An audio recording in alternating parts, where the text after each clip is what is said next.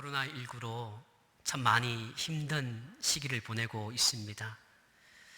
그래서 교회와 예배에 관한 이야기들이 많이 회자되고 있지요. 일부 성도님들이 그런 어려움을 토해냅니다. 힘들어요.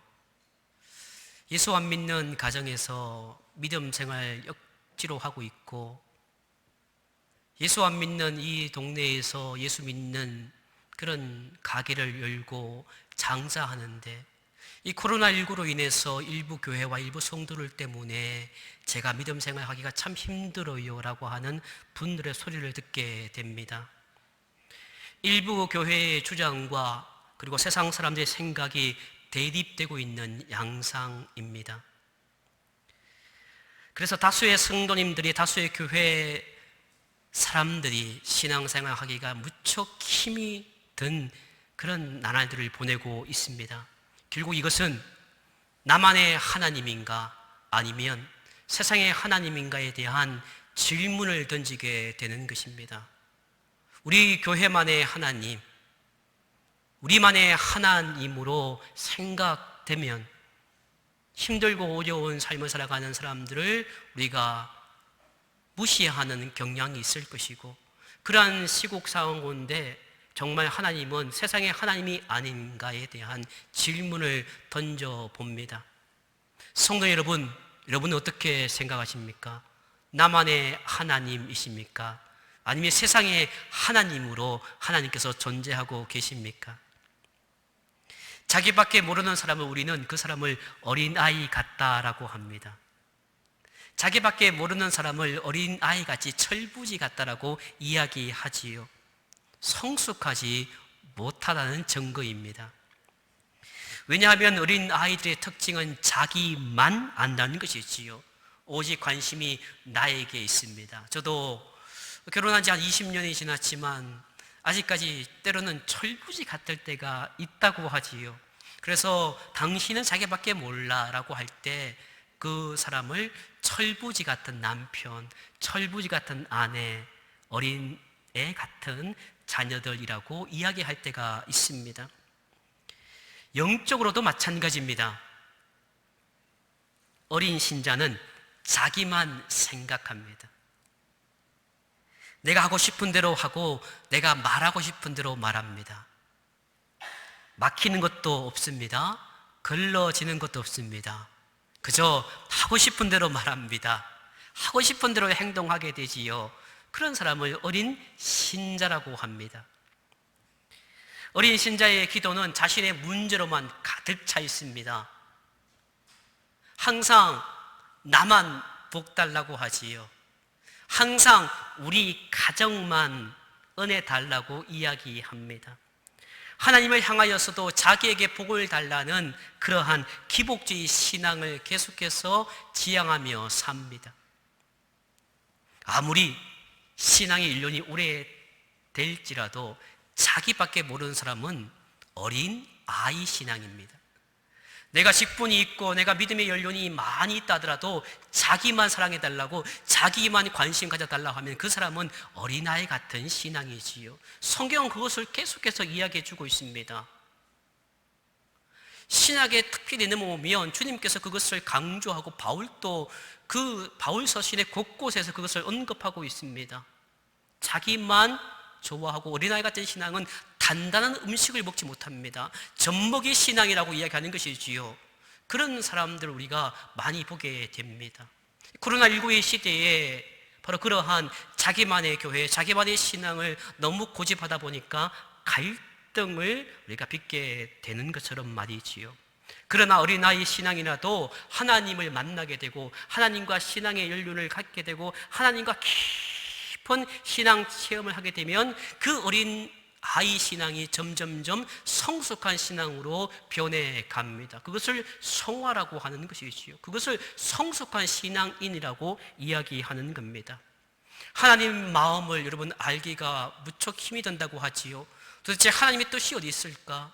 하나님의 마음이 어디 있을까? 여러분, 하나님의 마음을 알아가는 그런 좋은 비결은요, 외부에 대한 관심이 나에게 얼마나 있느냐를 내가 보면 됩니다. 내가 나만 관심 있고 우리 가정만 관심 있고 죄송하지만 우리 교회만 관심이 있다면 하나님의 마음을 조금 밖에 모르는 것이지요. 하나님의 마음은 세상에 있습니다. 하나님의 마음은 교회에 넘어 있습니다. 세상은 그것을 모르기 때문에 하나님의 마음을 우리가 대신 전달해야 할 책임이 우리에게 있는 것이지요. 외부를 향한 관심이 자연스럽게 늘어날 때 우리는 하나님과 관계가 깊어지게 되고 또 나만의 신앙에서 하나님을 향한 외부의 신앙으로 변모되는 것입니다. 그러므로 하나님의 사람은 자기 중심적이지 않습니다. 하나님의 사람은 자기 중심적 교회가 아닙니다. 일찍이 주님께서 이렇게 말씀해 주셨습니다. 마가복음 12장 31절의 말씀입니다. 둘째는 이것이니 내 이웃을 내 자신과 같이 사랑하라 하신 것이라. 이보다 더 큰 계명이 없느니라. 아멘. 첫 번째 계명은 내 몸과 마음을 다해서 하나님을 사랑하는 것입니다. 가장 두 번째 계명은 내 이웃을 나처럼 사랑하는 것이지요. 너희를 사랑하라 하지 않았습니다. 먼저 내 이웃을 사랑하라고 말씀하고 있는 것이지요. 그러니까 하나님의 관심과 예수님의 관심은 나에게 있는 것이 아니라 너를 통해서 너에게는 내가 관심 둘 테니까 너는 너에 대한 관심을 어디로? 세상 밖으로 향하라는 말씀을 하고 있는 것이지요. 사랑하는 신종락교회 가족 여러분, 신앙이 점점 성숙해지면요 하나님의 시선이 머무는 곳에 내 시선이 머무르게 됩니다. 우리의 시선은 현실 쪽에 머무르게 되지요. 나를 사랑하는 사람에게, 나를 좋아하는 사람에게 내 시선이 머물게 됩니다. 그러나 나를 싫어하는 사람과 외롭고 힘든 사람, 나를 비방하고 교회를 비방하는 사람들에게 우리 시선이 멀어질 때는 내 신앙이 나만의 신앙이지만 하나님의 마음이 점점점 내 깊은 가운데 들어올 때 우리의 시선은 하나님이 향한 시선에 머무르게 되지요. 하나님의 마음이 머무는 곳에 내 마음도 가게 됩니다. 하나님이 가는 그 길에 나도 함께 동참할 수가 있는 것이지요. 하나님의 마음속에 있는 기쁜 뜻을 내 기도 속으로 가져오는 것입니다. 지금까지 나만을 위해서 기도했던 것이 하나님의 마음을 내 기도 속으로 가지고 와서 그 뜻이, 하나님의 뜻이 나를 통해서 이루어지기를 원하고 살아가지요. 그래서 기도의 폭이 점점점 넓어져서 온 세상을 내 작은 가슴에 품을 수가 있는 것입니다. 그래서 여러분들이 기도할 때에 열방을 위해서 기도할 수가 있는 겁니다. 한 번도 가보지 못했던 저 외국이지만 하나님께 사랑하는 그 열방을 내가 품고 이 시간 기도할 수가 있는 것이지요. 성도 여러분, 오늘 시편 말씀을 통해서 오늘 설교 제목에 대한 해답을 함께 찾아보기 원합니다. 나만의 하나님인가 아니면 세상의 하나님인가에 대한 해답을 함께 찾기 원합니다.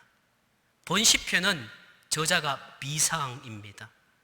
이 시편의 많은 기자들 그 대표적인 사람은 다윗이지만 오늘 시편은 짧은 시지만 저자가 미상, 모른다는 말씀입니다.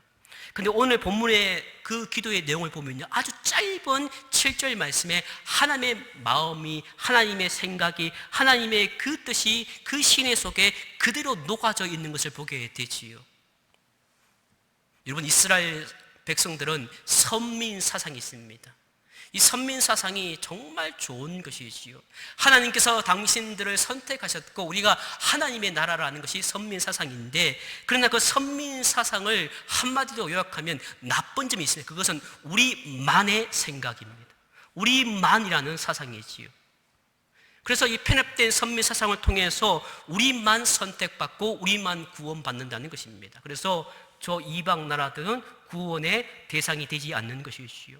그러니까 이스라엘 백성들은 그 편협한 선민사상 때문에 우리만 자국만 생각하고 삶을 살게 되었다는 말씀입니다.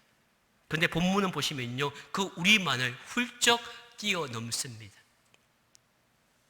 우리를 넘어서 모든 나라와 민족들까지 이어지게 되지요. 우리를 넘어서 땅의 모든 끝으로 가게 됩니다. 그러니까 시작은 1절에 우리를이라는 그 단어에서 출발을 했다면 그 우리를 넘어서 하나님의 은혜와 하나님의 빛과 하나님의 복이 무한히 퍼져나가는 것을 보게 되시요. 그것도 이 짧은 7절 말씀에 그것이 포함되어 있다는 말씀입니다. 이것은 바로 십자가의 복음이 모든 민족에 전파되어 복음 전파의 확 확장을 보여주는 것과 마찬가지입니다. 하나님은 이스라엘 나라들을 제사장 나라로 부르셨습니다. 출애굽기 19장 6절 말씀입니다. 너희가 내게 대하여 제사장 나라가 되며 거룩한 백성이 되리라. 너는 이 말을 이스라엘 자손에게 전할지니라. 아멘. 이 제사장은 하나님과 백성들 사이에 중재로 섬기는 아주 귀한 직분이지요.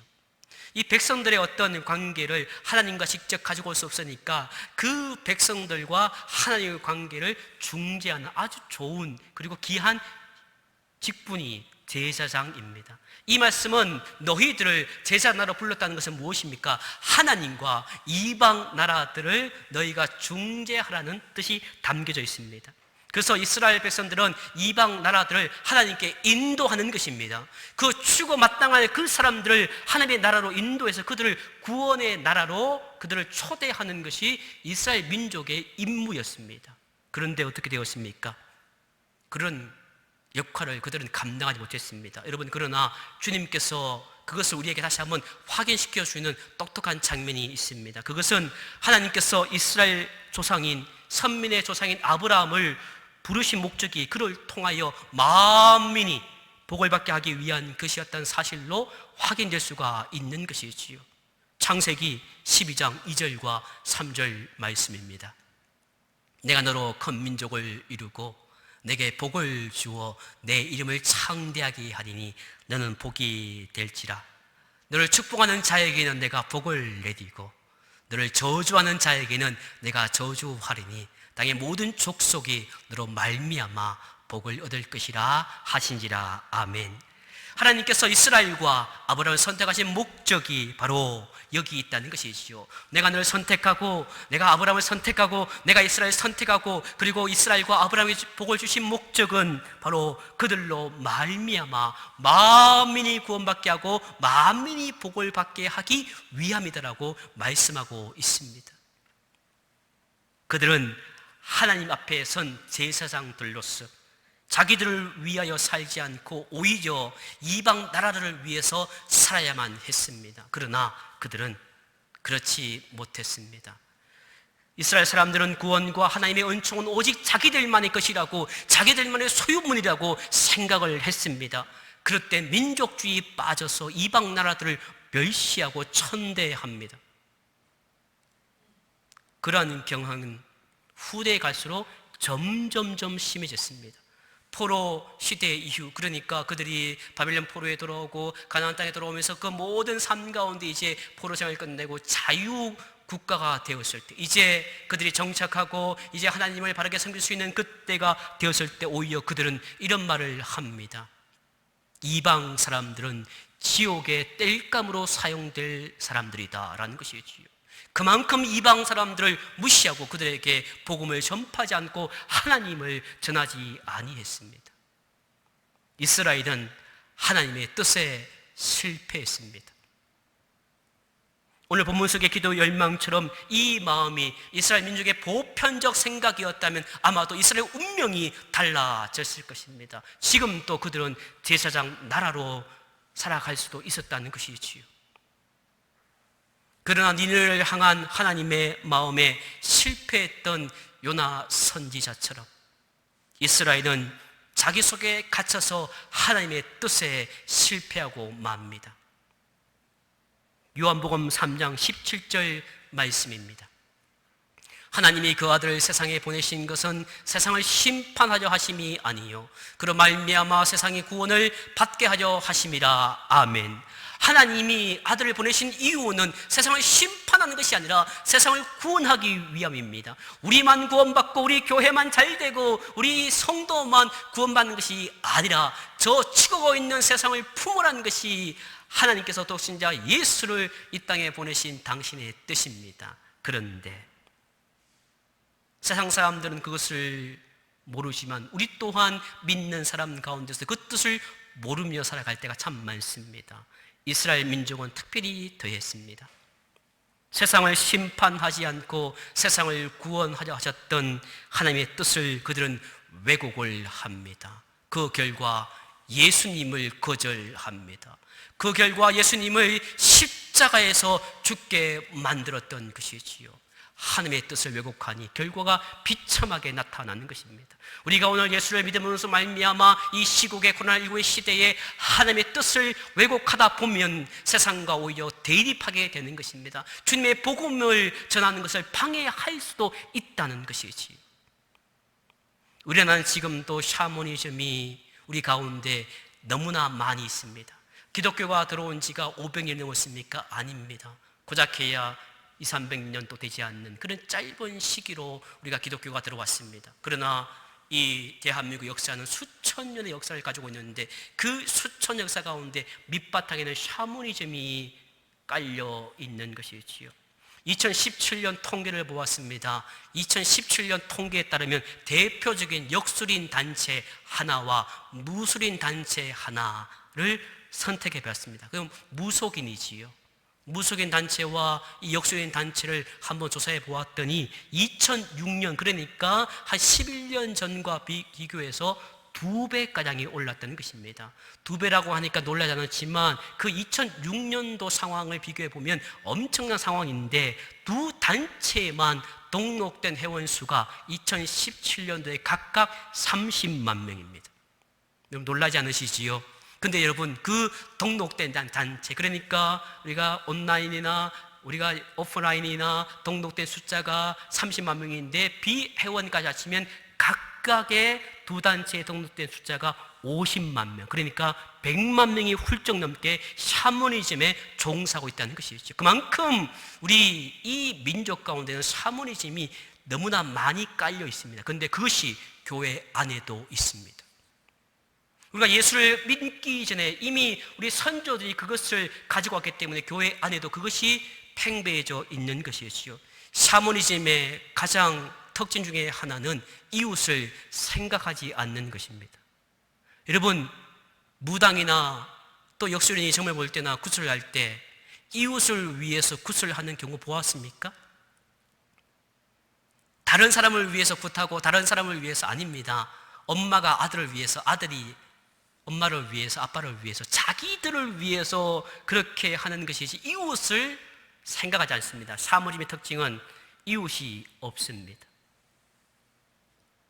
샤머니즘에서는 나를 넘어서는 우리의 개념이 절대 없습니다. 그래서 그것이 교회 안으로 들어옵니다. 그래서 우리 교회만 좋아합니다. 나만의 생각이 팽배져 있습니다. 그러다 보니까 세상과 대립하게 되는 것이지. 사랑하는 진종락교회 성도 여러분, 오늘날 교회 안에서도 나만을 생각하는 현세적 기복 신앙이 너무나 많이 있음을 우리가 쉽게 찾아볼 수가 있습니다. 하나님을 믿는 사람들은 그러나 나가 아닌 우리로 그것을 뛰어넘어 땅의 모든 끝까지 정신적으로나 영적으로나 마음적으로 그것이 확장되어져야 합니다. 나만을 뛰어넘어서 우리 가족을 뛰어넘어서 우리 이웃을 뛰어넘어서 우리 교회를 뛰어넘어서 이웃에게 그리고 전 세계도 그것이 확장되어져 가야 된다는 것이지요. 오늘 본문을 자세히 살펴보면 시인이 복을 받기 원하는 대상을 점점 확장하는 것을 똑똑히 보게 됩니다. 오늘 본문 1절 자세히 보면요, 하나님이 우리에게 은혜를 베푸시고 우리에게 은혜를 주시기를 원하고 있습니다.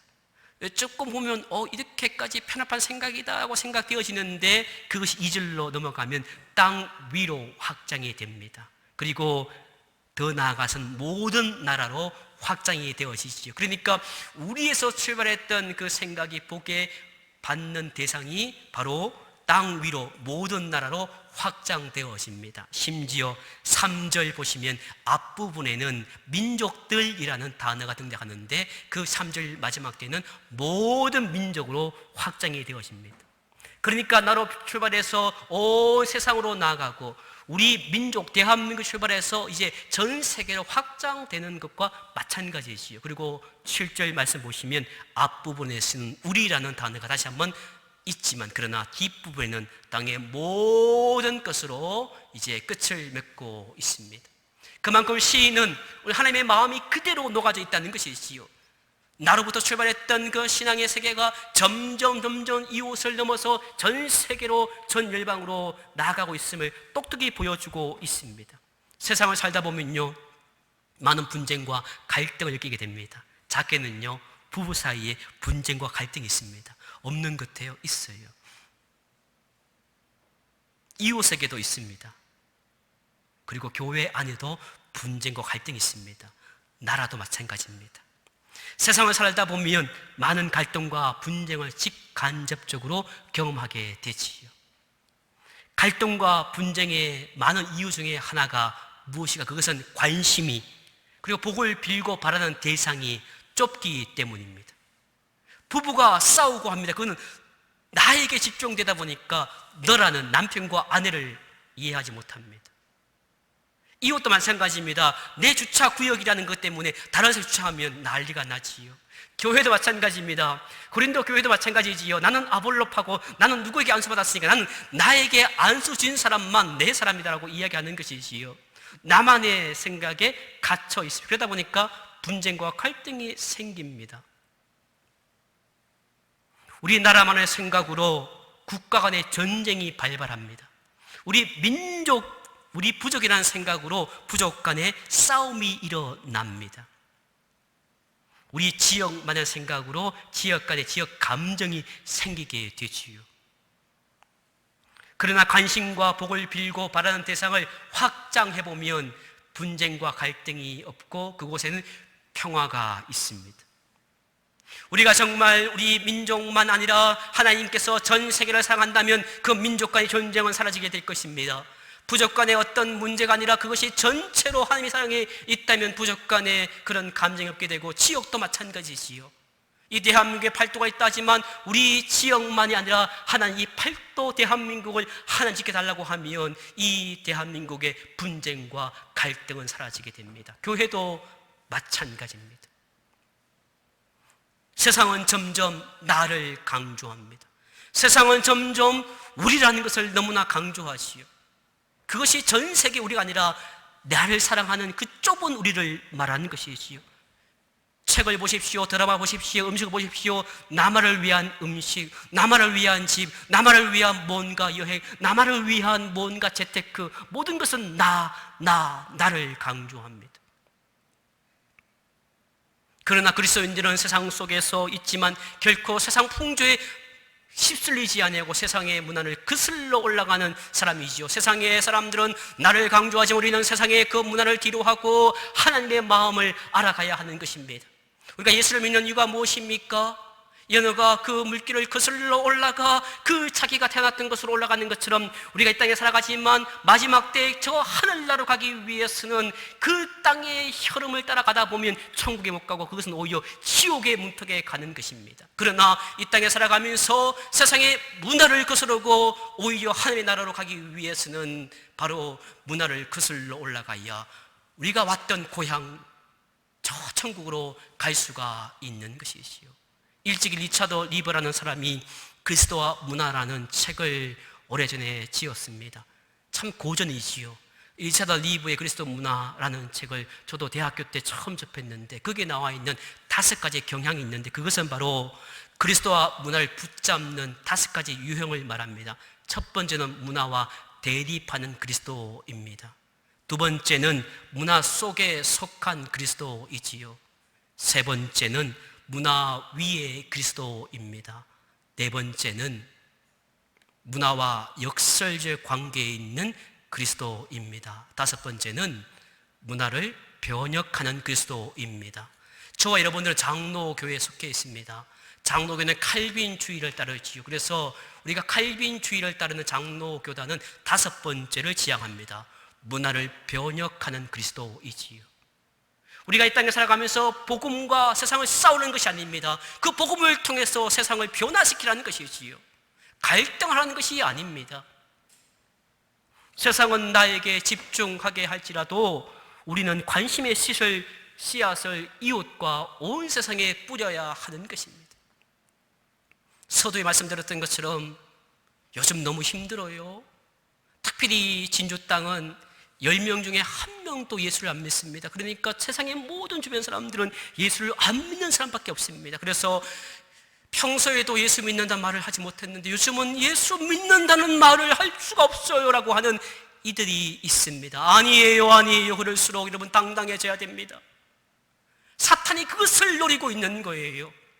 일부 교회와 일부 성도가 정말 다수의 교회와 다수의 성도가 몸부림치면서 세상의 문화를 거슬러 올라가며 변해가려고 몸부림치는 그 대한민국의 한국교회와 성도들을 무너뜨리고 와해하고 있는 겁니다. 그럴수록 우리는 당당해져야 되는 것이지. 그것을 오늘 하나님은 시편 말씀을 통해서 말씀해주고 있는 것입니다. 사랑하는 신영락교회 가족 여러분, 본시의 시인은 선민된 자신을 통하여 만방이 하나님의 구원의 은혜에 동참하기를 바라면서 거룩한 열망을 가지고 있었습니다. 자기 민족을 통해서 자기만의 민족이 아니라 전 세계를 품는 그런 거룩한 열망을 가지고 있었다는 말씀이지요. 또한 그것은 이스라엘 이 만민 가운데에 하나님께 택함을 받은 이유가 바로 거기에 있습니다. 하나님은 이스라엘을 통하여 만민을 구원하는 통로로 사용하기 위해서 이스라엘을 선택하고 그를 선민으로 불러주셨습니다. 우리도 마찬가지입니다. 저와 여러분들을 그런 목적으로 부르시고 오늘 이 자리에 있게 하심을 믿으시는 이 아침 되시기를 주의 이름으로 간절히 축원합니다. 우리 교회가 그런 목적으로 불러주셨습니다. 한국교회가 그런 목적으로 불러주셨던 거예요. 나만의 하나님이 아닌 세상의 하나님으로 존재하기 위해서는 지금부터 다시 한번 세상을 변혁하며 나아갈 이유가 여기에 있는 것이지요. 나만의 하나님이 아닌 세상의 하나님이 되게 하기 위해서 오늘 우리를 이 자리에 불러주시고 오늘 진주영락교를 이곳에 세워주시고 대한민국의 교회를 지금까지 부흥하고 성령하게 만드신 이유가 여기에 있습니다. 하나님은 우리를 통하여 땅끝까지 그리스도의 복음이 전파되게 하시려고 우리를 택하여 불러주셨습니다. 우리 진주영락교를 불러주시고 대한민국 교회를 지금까지 급성장시켜서 세상의 민족을 품게 하셨습니다. 사탄은 오히려 이것을 막고 있습니다. 세상 사람들은 이것을 무너뜨리려고 하고 있습니다. 그러나 우리는 그럴수록 오늘 주신 말씀을 기억하시면서 우리는 우리의 사명을 깊이 인식하고 힘들고 어려운 상황 속에서도 나만의 하나님이 아닌 세상의 하나님으로 존재함을 믿으시고 여러분 삶의 자리에서 이 사명을 감당하는 데 최선을 다하시는 저와 여러분과 우리 교회와 대한민국의 교회 되기를 주의 이름으로 간절히 축원합니다. 기도하시겠습니다. 이 시간 눈을 감고 우리 간절히 기도할 때 하나님 오늘 주신 말씀을 생각하며 기도하기 원합니다. 나를 통하여 하나님의 복음이 전파되어 세상에 하나님이 될 수 있는 복음의 통로가 될 수 있도록 우리 교회를 통하여 하나님의 복음이 전파되어 세상에 하나님이 될 수 있는